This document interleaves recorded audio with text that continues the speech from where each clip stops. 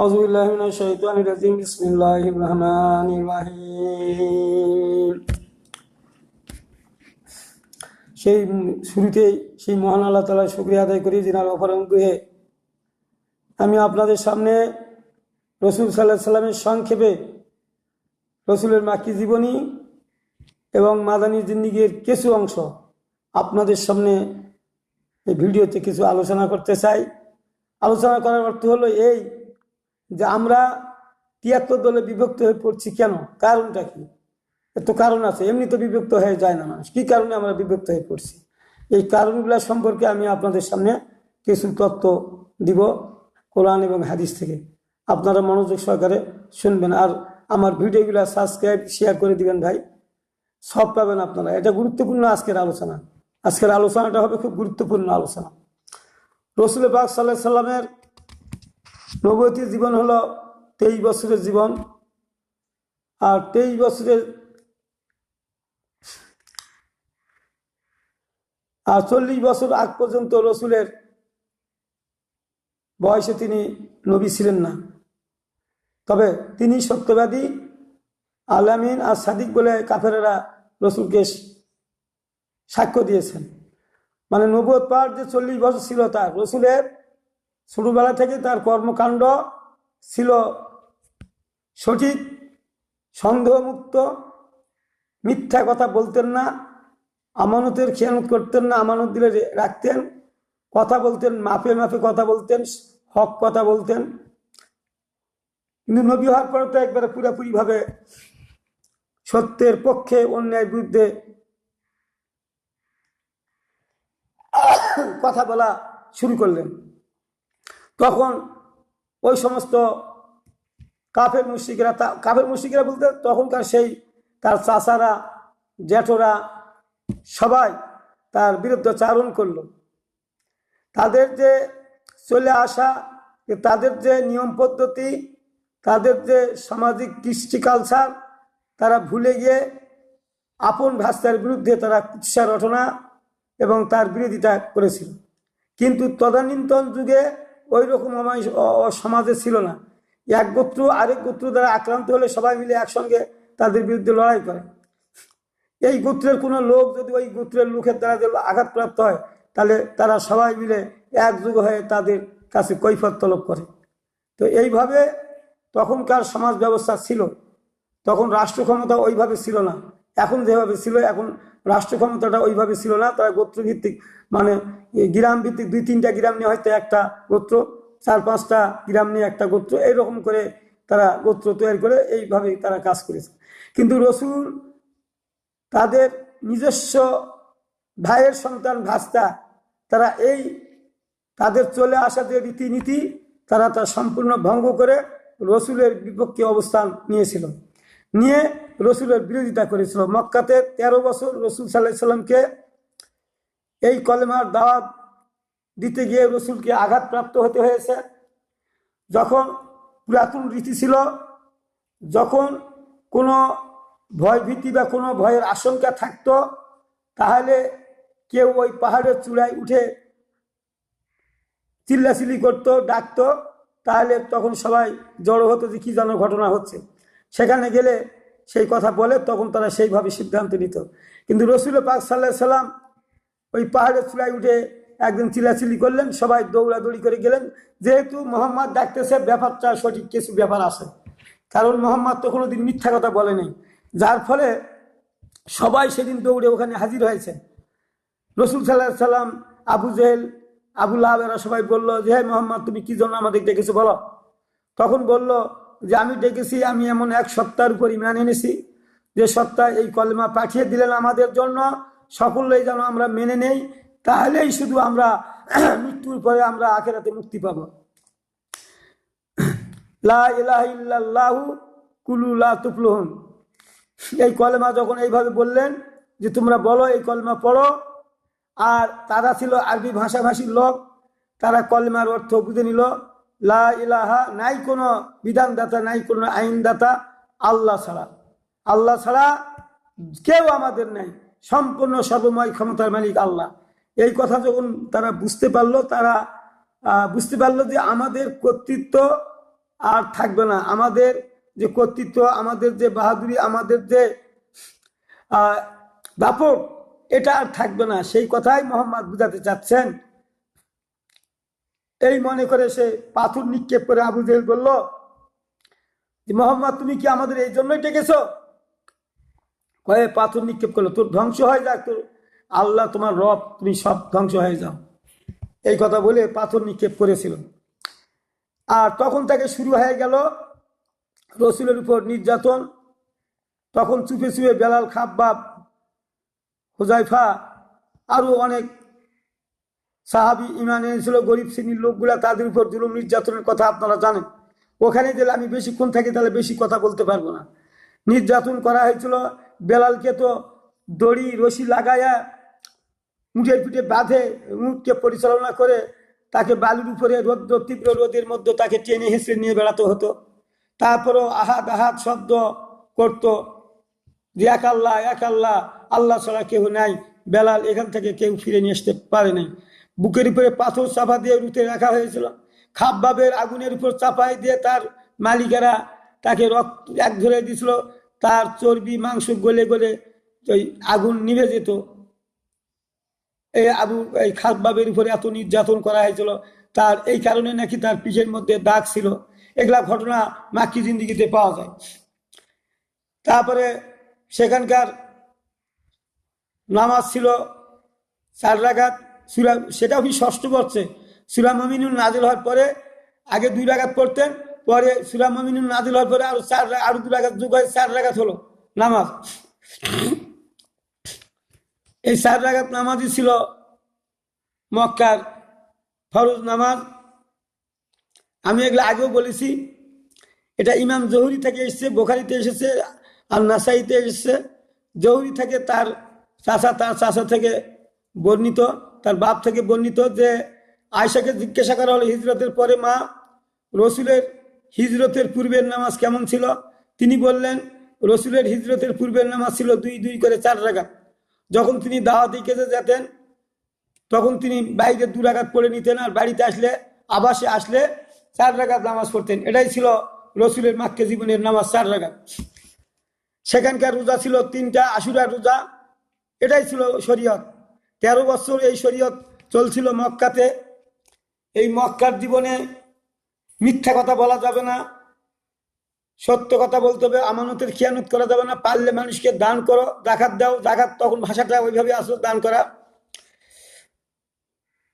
তারপরে অন্য নবীদের ইতিহাস, মাক্কি সূরাগুলোর মধ্যে অন্য নবীদের ইতিহাস তুলে ধরে কাফেরদেরকে বোঝানো হয়েছে, এই ভাইয়েরা, কাফেরেরা, শোনো, তোমরা যে আমি নবী হিসাবে মানছ না, আমার পূর্বে এই ধরনের নবী আল্লাহ পাঠিয়েছিলেন, সেই নবীদেরকে সেই সময়কার কওমেরা মানত না। না মানার কারণে আল্লাহ ওই জাতিগুলোকে ধ্বংস করে দিয়েছে। তোমরাও যদি আজকে আমাকে না মানো, আমার কথা না শোনো, কোরআনের কথা না শোনো, তাহলে তোমরাও ধ্বংস হয়ে যাবে। ওয়াকালাল্লাযিনা কাফারু লা তাসমাউ লিহাযাল কুরআন ওয়ালগাউ ফি লাআল্লাকুম তাগলিবুন। কাফেররা বলল, যখনই মুহাম্মদ কোথাও মানুষের সঙ্গে কথা বলবে, দাওয়াত দিবে, তখন তোমরা যাই সেখানে কি করবে? তোমরা হট্টগোল বাঁধিয়ে দিবে। আর হট্টগোল বাঁধিয়ে দিলে তখন মানুষগুলো সব এই গন্ডগোল হট্টগোলের দিকে আসবে। ওই মুহাম্মাদের কথা কেউ শুনবে না। হয়তো তোমরা এইভাবে একসময় বিজয়ী লাভ করবে। তোমরা সদা সর্বদা মুহাম্মাদের পিছনে লেগে থাকো, যেখানে যাই কথা বলবে সেখানে তোমরা হুড়াহাঙ্গাম বাধাই দিও।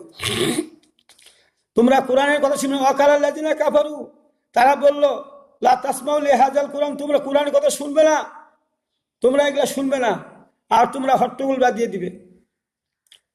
তাহলে মক্কাতে এইভাবে দাওয়াতি কাজ চলছে। চুপে চুপে প্রকাশ পাইলে তারা গন্ডগোল করতো। এইভাবে 13টি বছর চলে গেল। সেখানে মাত্র 73 জন লোক মক্কাতে ঈমান এনেছিল, 72 একজন মহিলা সহ। কেউ বলছে 3 জন মহিলা সহ 72, আর 3 জন 75 জন। তো যাই হোক, যেটাই হোক, তারা 75-এর বেশি নয় ঈমান এনেছিল। আর 4 রাকাত নামাজ, এটাই ছিল। তাহলে 13 বছর রসুলের জীবনে তো অনেক কথা বলেছেন। রসুলের কথা, কাজ, অনুমোদন সবগুলাই হাদিস। তাহলে রসুল যা করেছেন, নিজে আমাদেরকে যা করতে বলেছেন, এগুলো হাদিস। যা নিষেধ করেছেন এবং আমরা যা করেছি, নিজেরাই, রসুল বাধা দেয় না, এগুলোও হাদিস। তাহলে 13 বছরে তো অনেক কথা রসুল বলছেন, তাহলে এগুলো হাদিস হবে না? এগুলো তো হাদিস আছে। তো সেখানে যখন খাব্বাব, বেলাল যখন মার খায় আসতো, অনেক সাহাবী গোপনে থাকতেন, তখন বলা হলো তোমরা তসবিহ তাহলিল করো, আল্লাহকে ডাকো, কান্দাকাটি করো আল্লাহর কাছে।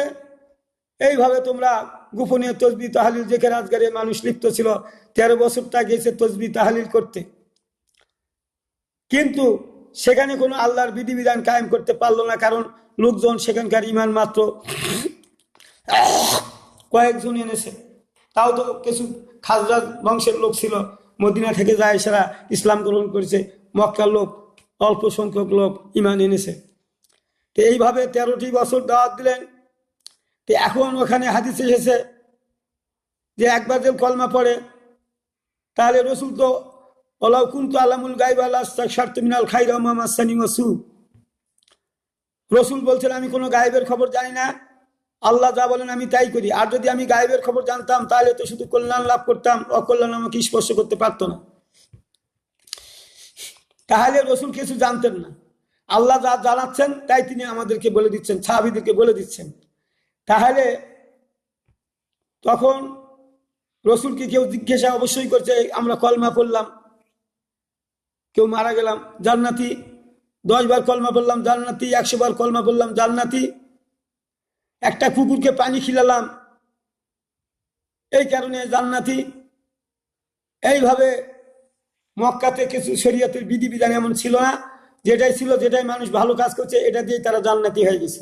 আপনাদেরকে এইভাবে বুঝতে হবে কোরআনটাকে।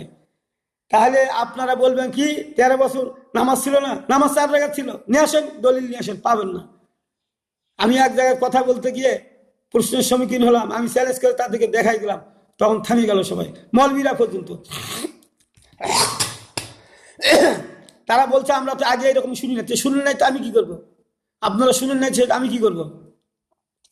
তো হিজরতের পরে 5 ওয়াক্ত নামাজ, মেরাজে গেল, যায় 50 ওয়াক্ত নামাজ জায়গায় 5 ওয়াক্ত নামাজ নিয়েছেন, 6 মাসের জায়গায় 30টা রোজা তিনি শরীয়তের বিধি নিয়ে হিজরত করলেন। হিজরতের পরেই 5 ওয়াক্ত নামাজ ফরজ হয়ে গেল। তখন সাহাবীরা বলল যে আল্লাহর নবী, আমরা তো 4 রাকাত নামাজ পড়লাম, এখন হঠাৎ কেমন 5 ওয়াক্ত নামাজ বলতেছেন? তখন রসুল বলছে আমি কি করব? আল্লাহ যেটা বলেছেন আমি তো সেটাই জানিয়ে দিচ্ছি, আমি তো জানি না আরো সামনে কি বলবে, আমি সেটাও জানি না, আমি গায়েবের খবর জানি না, আল্লাহ যা বলছেন তাই। তখন ওইভাবে বলেছিল, ওইভাবে তোমাদের বলেছি, এখন এইভাবে বলছে, এইভাবে বলছি। তাহলে আপনাদেরকে আমাদেরকে বুঝতে হবে না যে সবগুলো আইন পাশ হয় নাই। কোরআন শরীফ যেমন ধীরে ধীরে পাশ হয়েছে, আইনগুলো সব ধারাবাহিকভাবে পাশ হয়েছে। তাহলে 13 বছর পূর্বে কোনো ইবাদত বন্দেগী ছিল না, সুদ ঘুষ মদ জুয়া নিষিদ্ধ ছিল না, হালাল হারামের কোনো বেলাই ছিল না। তারা যদি হারাম কোন গোস্ত খাওয়া হবে, কোন গোস্ত খাওয়াবে না, তখন এই আইন কোনো পাশ করা হয়নি। তখন যাই যেটা ভালো মনে করে খেত সেটাই হয়তো। ভাইরা আমার, আমি আপনাদের বুঝাতে চাচ্ছি, মানুষ মৌলবীরা বক্তব্য দিতে দিতে মানে বিভোর হয়ে যায়, হতে হতে বলে যে খাদিজা হলো কেউ দেখে নেই, খাদিজার সবাই শরীর দেখেছে, কারণ রসুলের সঙ্গে যখন বিয়া হয় তখন তো তার বয়স 40 বছর, রসুলের বয়স 25 বছর ছিল। এই 40 বছরের মহিলা ব্যবসা বাণিজ্য করতো, ধনাঢ্য মহিলা, সেজন্য তার শরীর চেহারা সব দেখেছে। আর ফাতেমাকে কে দেখেছে? ফাতেমাকে তো কেউ দেখেনি। তার মানে বুঝাতে চাচ্ছেন ওই আলেম যে পর্দার আয়াত নাযিল হয়েছে শুরু থেকে না, নো। খাদিজা মারা গেছে 10ম হিজরি রমজান মাসে, তখন পর্দার আয়াত হয় নাই, বরং হিজরতের 6ষ্ঠ বছরের প্রথম 5ম হিজরির শেষে সূরা আহজাব, সূরা নূর দিয়ে পর্দার আয়াত নাযিল হয়েছে। আমি আপনাদেরকে বুঝাচ্ছি, শোনার চেষ্টা করেন, বুঝার চেষ্টা করেন। আপনারা তাফসীর খুলে দেখবেন সূরা আহজাব, সূরা নূরের, তাহলে আপনারা পেয়ে যাবেন। তাহলে আপনি এই কথা বললেন কেন যে ফাতেমাকে কে দেখেছে? তো দেখছে তো, তখন তো পর্দার আয়াত ছিল না, যেভাবে তারা ঢাকতো, যেভাবে তখন তার সিস্টেম ছিল, পরিবেশ সেইভাবেই ছিল। ভাইরা আমার, আমি আপনাদের বুঝাতে চাচ্ছি, এখন হিজরত হয়ে গেল, 5 ওয়াক্ত নামাজ ফরজ হয়ে গেল, তখন আল্লাহ নবী বললেন তোমাদের 5 ওয়াক্ত নামাজ যদি এই আমল ঠিক করতে পারো, 5 ওয়াক্ত নামাজ যদি ঠিক হয়ে যায়, সব আমল ঠিক হয়ে যাবে। তখন কোনো শরীয়তের বিধিবিধান আসে না, সেই জন্য ওই কথা বলেছেন, সেই জন্য ওই কথা বলেছেন যে 5 ওয়াক্ত নামাজ শিখলে সব আমল ঠিক হবে। তা আমরা তো 5 ওয়াক্ত নামাজ পড়ি, সব আমল ঠিক হয়? তাহলে মারে কারা? আমরা তো 90 জন মুসলমান দাবি করি, তাহলে এত খুন খারাপি ধাওয়া, এই সুদ ঘুষ মজ্জা ব্যাংকে জারি রাখা হয়েছে, তাহলে এগুলা কে করে? এগুলা কে করে? তাহলে এখন আমি যেটা বুঝাতে যাচ্ছি যে এই ধারাবাহিকতাগুলা তখন ছিল না। এই যে সুদ ঘুষ মদ জুয়া জানা বিবেচার এগুলার আইন 7ম হিজরিতে চলে আসছে, কিছু 6ষ্ঠ হিজরিতেও কিছু কিছু আসছে। আর এখন আমি আপনাদের বুঝাতে চাচ্ছি, তাহলে 5 ওয়াক্ত নামাজ ফরজ হয়ে গেল, সবাই পড়া শুরু করে দিল। তখনও রোজা ফরজ হয় নাই, তখনও হিজরতের 1 বছর 3টা আশুরা রোজা করা হয়েছে, রোজা এখনো ফরজ হয় নাই। এখন 5 দিনের পর হিজরতের জানাজা আগে পড়া হতো না, 5 দিনের পর জানাজা অজীব হয়ে গেল পড়া, কেউ মারা গেলে। আগে জানাজা পড়া হতো না, কেউ মারা গেলে। খাদিজার জানাজা হয় নাই, ওই একের জানাজা হয় নাই, হুজাইফার জানাজা হয় নাই, আরো যারা মারা গেছে তাদের জানাজা সিস্টেমই ছিল না তখন। আচ্ছা, তারপরে হিজরতের 7 দিনের মাথায় শুক্রবারের নামাজ পড়া জামাতবদ্ধভাবে অজীব হয়ে গেল, ফরজ হয়ে গেল, ফরজ হয়ে গেল। এখন শুক্রবার করে জামাতবদ্ধ নামাজ পড়তে হবে। মক্কাতে জামাতবদ্ধ হয়ে নামাজ পড়তে পারে নাই, 5 ওয়াক্ত নামাজও ছিল না, তারপরে যেটুকুই পড়েছে তারা জামাতবদ্ধ হয়ে একতাবদ্ধ হয়ে নামাজ পড়তে পারে না। তাহলে এই 7 দিনের মাথায় হিজরতের শুক্রবার নামাজ ফরজ হয়ে গেল।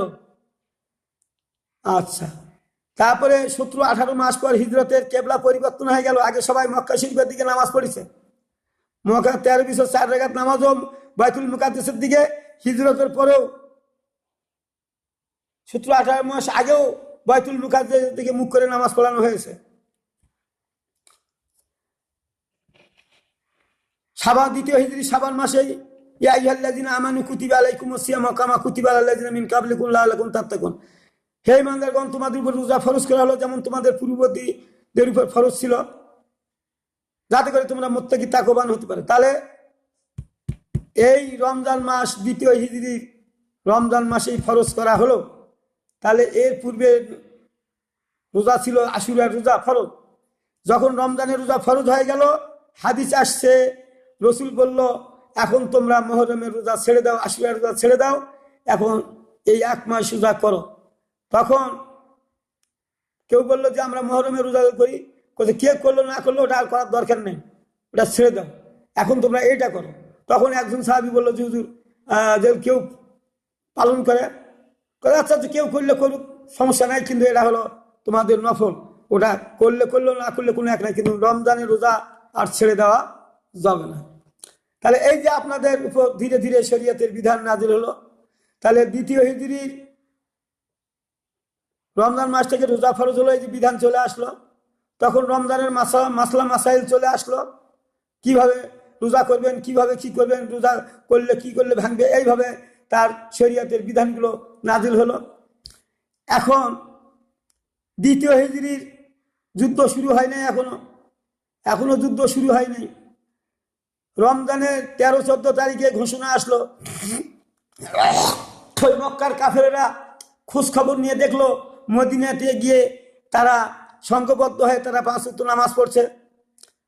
তখন এই তারা 1000 সৈন্যবাহিনী নিয়ে মদিনাকে ধ্বংস করার জন্য তারা আসতেছে, কাফের মুশরিকরা। এগুলো আপনারা জানেন, আমি সংক্ষেপে খালি একটু দিচ্ছি।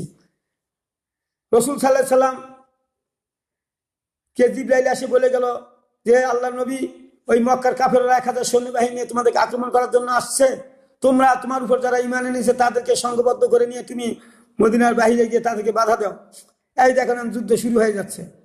অনুমতি দেওয়া হলো, সূরা হজের 39 নম্বর আয়াত, অনুমতি দেওয়া হলো, যুদ্ধের বিধান দেওয়া হলো, এই যে যুদ্ধ করার অনুমতি দেওয়া হলো। তাহলে এখন যুদ্ধের অনুমতি দেওয়া হলো, যুদ্ধ করো।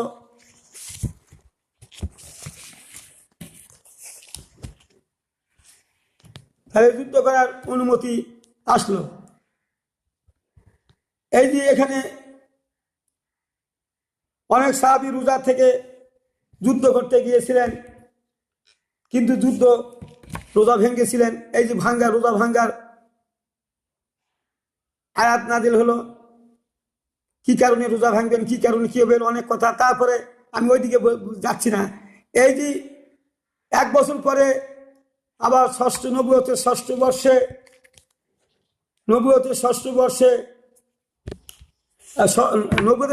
না, ভুল হয়ে গেল, তৃতীয় বর্ষে, হিজরতের তৃতীয় বর্ষে, অর্থাৎ হিজরতের তৃতীয় হিজরিতে বদর যুদ্ধ হয়ে গেল দ্বিতীয় হিজরি 17 রমজান।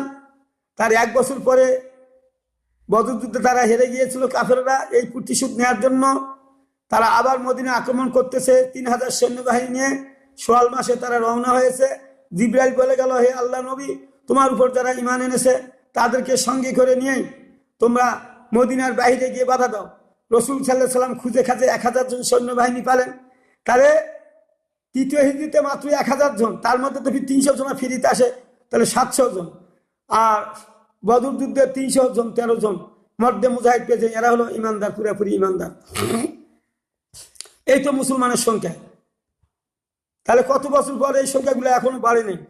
তাহলে তারপরে উহুদ যুদ্ধে আমাদের 1000 সৈন্যবাহিনীর মধ্যে 300 জন চলে আসলো। আব্দুল্লাহ বিন উবাই নেতৃত্বে 700 জন যুদ্ধ করে আমাদের কোনো ভুলের কারণে আমাদের পরাজয় হয়েছিল। রসুল সাল্লাল্লাহু আলাইহি সাল্লামের হেলমেট ভেঙে গিয়েছিল, দাঁত শহীদ হয়ে গেছিল, অনেক সাহাবী 77 জন সাহাবী শহীদ হয়েছিল, রসুল আহত হয়েছিলেন। তারপরে সোয়াল জেলহজ এই 2 মাস রেস্ট নিলেন। অসুখ বিসুখ ভালো হলো, অনেক আহত লোক সেরে উঠলো, রসুলের সারে উঠলো। এই সারে উঠার পরে তখন জাবির রাদিয়াল্লাহু তাআলাকে সঙ্গে নিয়ে রসুল সাল্লাল্লাহু আলাইহি সাল্লাম ওই শহীদদের পরিবারের খোঁজ খবর নেওয়ার জন্য সাফওয়াত নামে, মদিনার এক সাফওয়াত নামে গ্রামে যাই উঠলেন।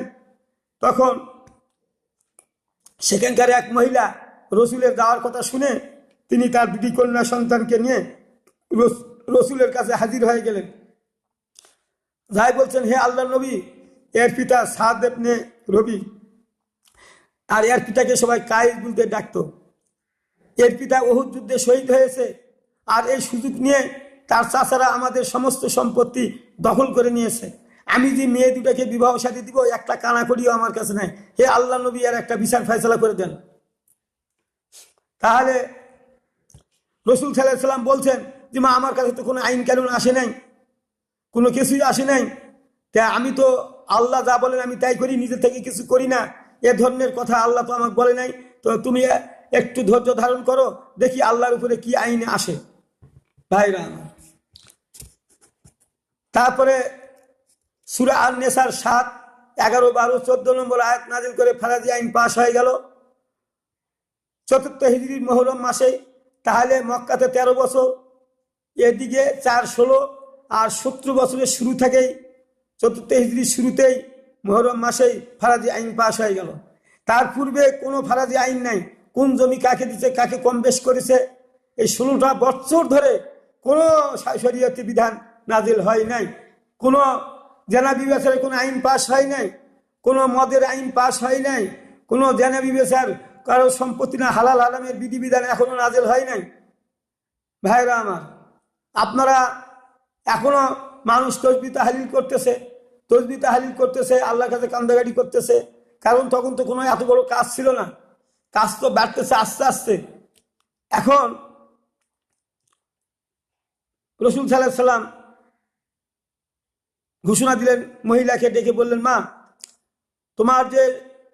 তার চাচাদেরকে ডাকা হলো, মেয়েদের চাচাদেরকে ডাকা হলো। ডাকে রসুল সাল্লাল্লাহু আলাইহি সাল্লাম বললেন, দেখো, এখন থেকে আল্লাহর আইন পাশ হয়ে গেল যে তোমরা যদি 2 মেয়ে 1 ছেলে, 1 ছেলে যতটুকু পাবে মেয়ের অংশ ততটুকু হবে। আর যদি 2-এর অধিক হয় মেয়ে, তাহলে মোট সম্পত্তি 3 ভাগে 2 ভাগ মেয়েরা পাবে, 1 ভাগ আপনারা পাবেন। ভৌতা যারা আছে, তার চাচারা জ্যাঠোরা যা আছে তারা পাবে। এখন আপনাদের আমি বলতে চাচ্ছি, তাহলে এই 16 বছর পূর্বে কোনো এই ধরনের আইন পাশ হয় নাই। কার জমি কে নিল, কি করলো না করলো, তারা যখন এই ভাব করে মারা গেছে, তাদের জন্য কোনো ধরাধরি করা হবে না, কোনো জেনার ব্যাপারে কোনো তাদের প্রশ্ন করা হবে না, সুদের ব্যাপারে কোনো প্রশ্ন করা হবে না কিয়ামতের ময়দানে। তাদেরকে হজ করেছে কিনা প্রশ্ন করা হবে না। হজ নবম হিজরিতে ফরজ হয়, হজ ছিল না। কে করলো না করলো এর কোনো গুরুত্ব নাই। ওমরা ছিল, ওমরা কেউ করছে না করছে, এটা কোনো গুরুত্ব ছিল না। তাহলে কোনো আইন কানুন এখনো পাশ হয় নাই পুরোপুরিভাবে। এখন এই যে হাদিসটা দেই, আনাস ইবনে মালিকিন কলা রাসূলুল্লাহ সাল্লাল্লাহু আলাইহি ওয়াসাল্লাম মান কাতা মিরাশা ওয়ারিসি কাতা আল্লাহ মিরাশাতু মিনাল জান্নাতি ইয়াউমাল কিয়ামাতে। এখানে বলা হচ্ছে ইবনে মাজার হাদিস, বলা হচ্ছে এখন থেকে যদি কোনো ওয়ারিসকে যদি কেউ কোনো ওয়ারিস থেকে বঞ্চিত করে, আল্লাহ কিয়ামতের ময়দানে তাকে জান্নাতের ওয়ারিস থেকে বঞ্চিত করবেন। তাহলে আল্লাহ বলছেন যে তাকে জান্নাতের ওয়ারিস থেকে বঞ্চিত করে দেওয়া হবে। এই কথা শুনে সাহাবীরা তো পাগল হয়ে গেল যে আমরা তো জমা জমি কম বেশি করছি, তাহলে আমাদের কি হবে, এটা কি হবে। দৌড়াদৌড়ি করে চলে আসলো। আসার পরে রসুলকে বললো যে আপনি এইরকম বললেন, বলে হ্যাঁ এরকম আয়াত নাযিল হয়েছে, তাহলে আমাদের কি হবে। রসুল সাল্লাল্লাহু আলাইহি ওয়াসাল্লাম বলছেন যে আগে কে কি করিছো করো, এখন থেকে আর জমা জমি আল্লাহর নির্ধারিত শরীয়তের বিধান ছাড়া আর বন্টন করা যাবে না। ইতিপূর্বে তোমরা যাকে কম বেশি করেছো এগুলার ব্যাপারে তোমাকে প্রশ্ন করা হবে না। আগে কে চুরি ডাকাতি করেছো প্রশ্ন করা হবে না। কার মল জোর করে নিয়েছো এগুলার ব্যাপারে প্রশ্ন করা হবে না, কারণ এখনো ওই বিধানগুলো এখনো নাজিল হয় নাই।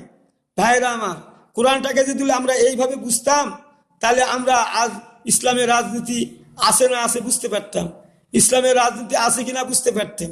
প্রথমে বুঝবেন কি করে, তখন তো কোনো আইনই ছিল না, তাহলে ইসলামী রাজনীতির দরকার কি, রাষ্ট্র ক্ষমতার দরকার কি, তখন দরকার ছিল না। দরকার কখন হয় পড়লো, যখন ফৌজদারি দণ্ডবিধি নাজিল হচ্ছে, এই যে শরীয়তের বিধান জমা জমি সংক্রান্ত বুঝে, এখন তাকে শুরু হলো ফৌজদারি দণ্ডবিধি আনা।